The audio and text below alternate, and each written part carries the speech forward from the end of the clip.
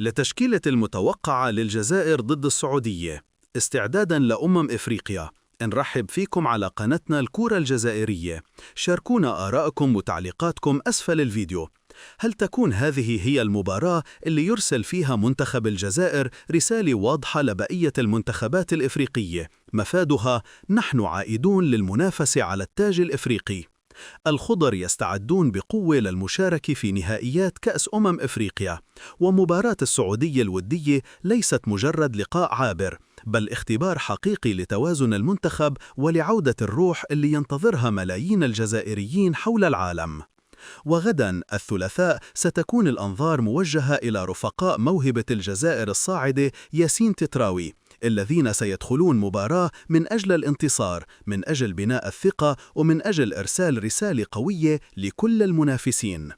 حراسة المرمى: أليكسيس غندوز، الحارس المتألق مع ناديه، صاحب ردات فعل قوية وأقدام جيدة في التمرير وبناء اللعب من الخلف. غندوز بالنسبة للطاقم الفني خيار ممتاز لاستعادة شخصية الحارس اللي يمنح الدفاع الأمان والثقة، خصوصاً في المباريات الكبيرة. خط الدفاع: عيسى ماندي، قلب الدفاع المخضرم، الخبرة الأوروبية، الهدوء تحت الضغط، والقدرة على توجيه الرباعي الخلفي.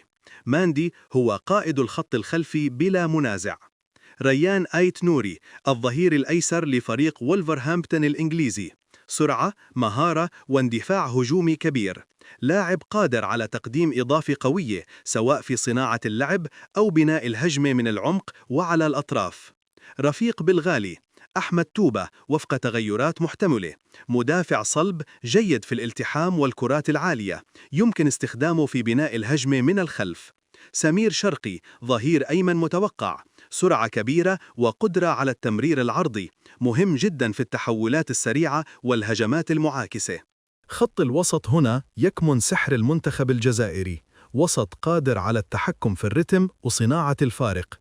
إسماعيل بن ناصر، أحد أفضل لاعبين وسط في أفريقيا، مايسترو الميلان الإيطالي، يعود تدريجياً إلى مستواه المعروف بعد الإصابة.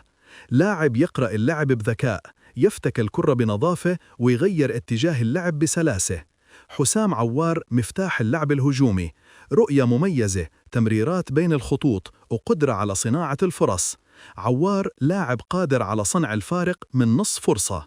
إبراهيم مازا، اسم صاعد بقوة، لاعب وسط بمواصفات بدنية وفنية تجعله مشروع نجم مستقبلي في المنتخب.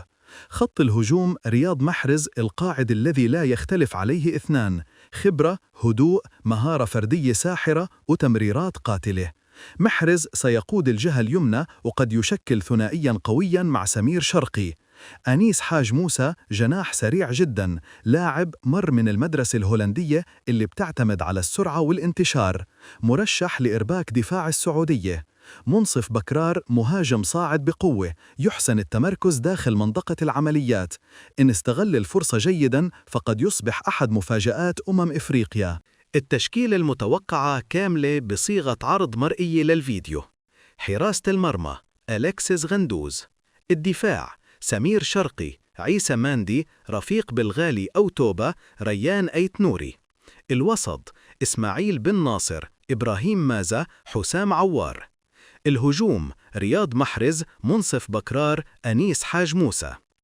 نقاط ينتظر الجمهور رؤيتها في هي المباراة: 1. هل يستعيد المنتخب الجزائري شخصية البطل؟ 2. كيف ستكون جاهزية بن ناصر وعوار بدنياً وفنياً؟ 3. هل يكرر محرز سحره المعتاد؟